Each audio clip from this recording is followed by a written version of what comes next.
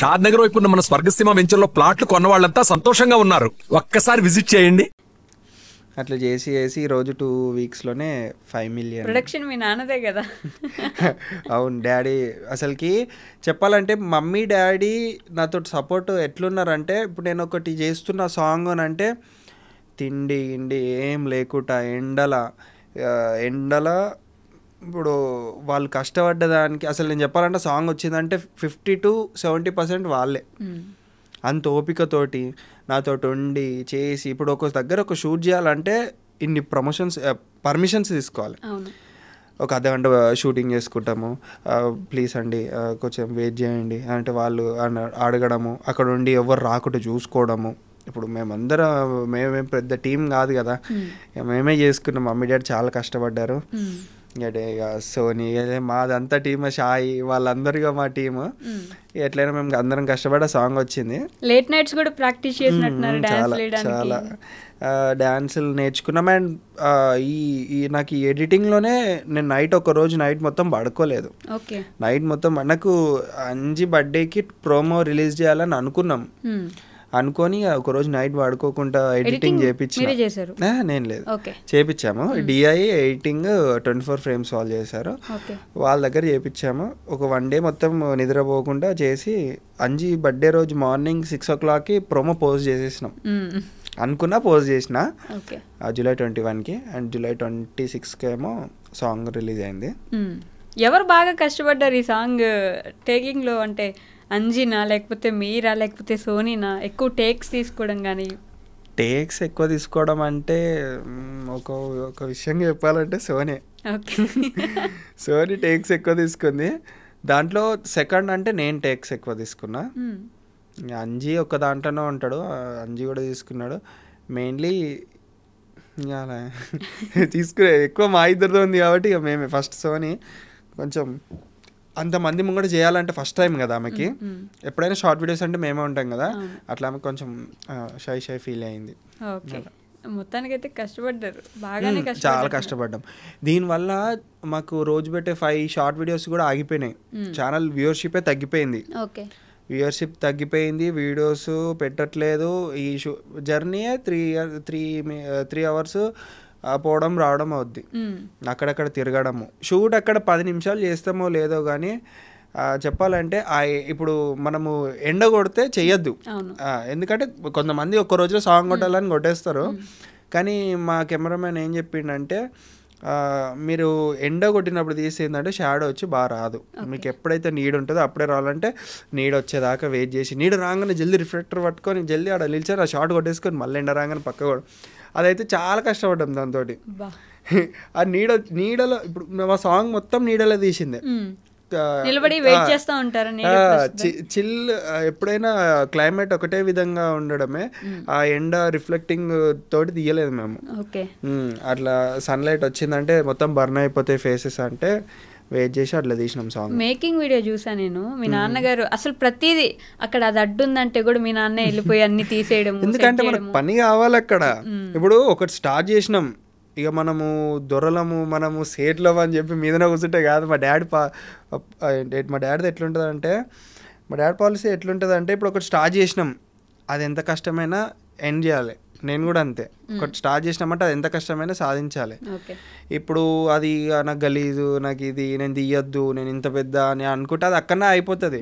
Pending అవసరం లేదు. అది కష్టమైనా నష్టమైనా మనం చేసుకోవాలి, దాన్ని సక్సెస్ చేయాలి. ఇప్పుడు సాంగ్ అన్నాం, చిన్న పనుకా నుంచి ఏదైనా సరే మా డాడీ కవర్ పట్టుకొని ఆ పేపర్ కవర్ పట్టుకొని చూసినట్టున్నారు. పేపర్ కవర్ పట్టుకొని పేపర్స్ వేస్తున్నారు. అప్పుడు అడారే చెత్త ఎరుకునేటోళ్ళు ఎక్కువ నేను అది కామెంట్ వస్తుంది అలా. అట్లా చేసుకున్నాం మేము వర్క్. అట్లా చేసుకొని మమ్మీ అయితే సోనీకి మొత్తం రెడీ చేయించారు. రాగిని మమ్మీ ఇద్దరు సోనీకి జల్దీ షార్ట్ అయిపోగానే మళ్ళీ టచ్అప్ చేసేసి పంపించేసి అట్లా కష్టపడ్డాం. ఫస్ట్ సాంగ్ కదా, సెకండ్ సాంగ్ అనుభవం వస్తుంది. చెప్పారా ముందు ఇట్లా అమ్మ నాన్నకి నేను సాంగ్ తీద్దాం అనుకుంటున్నా? నేను ఫస్ట్ డాడీకే ఉండే ఫోక్ సాంగ్స్ మీద ఇంట్రెస్ట్. అంటే మనం ఒక సాంగ్ తీయాలరా, జానపద గేయం అంటాడు డాడీ లాంగ్వేజ్లో జానపద గేయం. ఇప్పుడు ఫోక్ సాంగ్స్ అంటారు కానీ అట్లా తీద్దామని అన్నాడు. అంటే నేను ఇట్లనే ఇక సర్చ్ చేస్తుంటే 15 డేస్కి కనిపించిండు. అలా అలా అది ఇప్పుడు అనుకుంటే అసలుకి ఎట్లా అయిపోయింది అన్నట్టు అనిపిస్తుంది.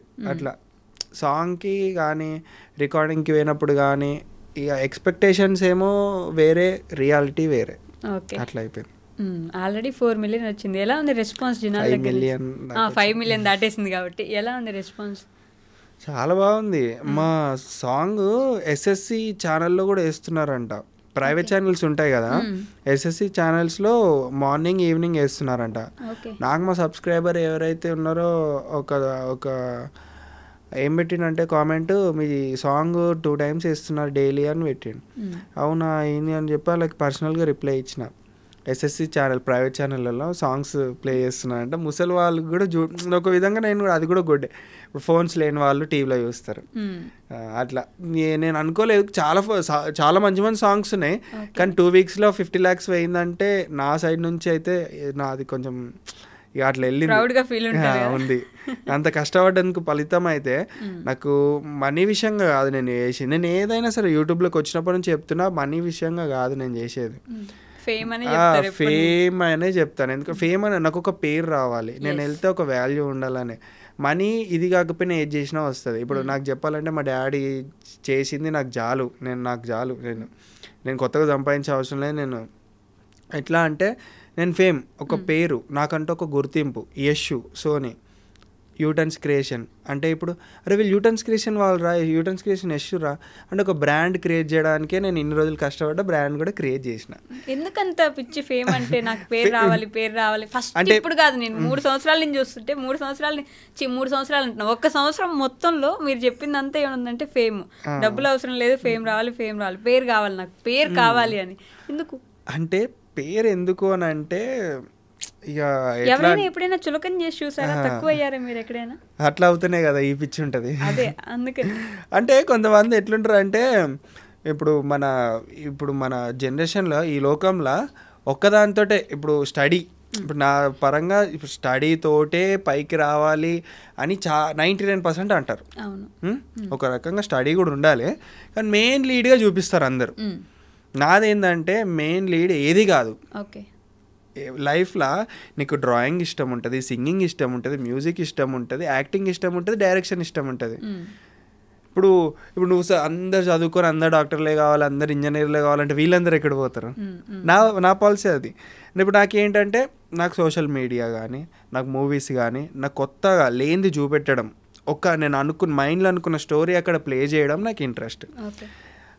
నేను అది ఇంట్రెస్ట్ కాబట్టి నేను ఛానల్ క్రియేట్ చేసిన. నేను చాలామంది ఎందుకురా నీకు ఛానల్ అవసరమా, గమ్మున నువ్వు డిగ్రీ కంప్లీట్ చేసి ఏదో ఒక జాబ్ చేసుకోక ఈ ఛానల్ పెట్టిన వాళ్ళు అందరూ ఇంతమందిని చూసిన వాళ్ళందరూ మూసుకొని ఉన్నారు అని. అంతమంది మూసుకుర్రేమో, వాళ్ళందరి ముంగట నేను ఒక్కరిని సక్సెస్ అవుతా కావచ్చు అని అనుకోరు ఎవరు. నాది అదే. ఇప్పుడు 100 మంది ఓడిపోవచ్చు, ఇప్పుడు పోటీ ఒక్కరికే పెట్టరు కదా, 3 5 10 మందికో పెడతారు. అలా గెలిచేది ఫస్ట్ ర్యాంక్ వచ్చేది ఒక్కడే. ఆ ఫస్ట్ ర్యాంక్ నేనే కావాలనుకుంటా. నిజంగా అనుకుంటున్నాయి కదా ఫస్ట్ ర్యాంక్ వచ్చేది కానీ, ఫస్ట్ ప్రైజ్ గెలిచేది కానీ ఒకరే గెలుస్తారు కదా. నాది కూడా అంతే. ఇక నేను కూడా గెలవాలి, నేను కూడా చేయాలని చెప్పి చేసిన, ఛానల్ పెట్టినా, బిల్డ్ చేసుకున్నా.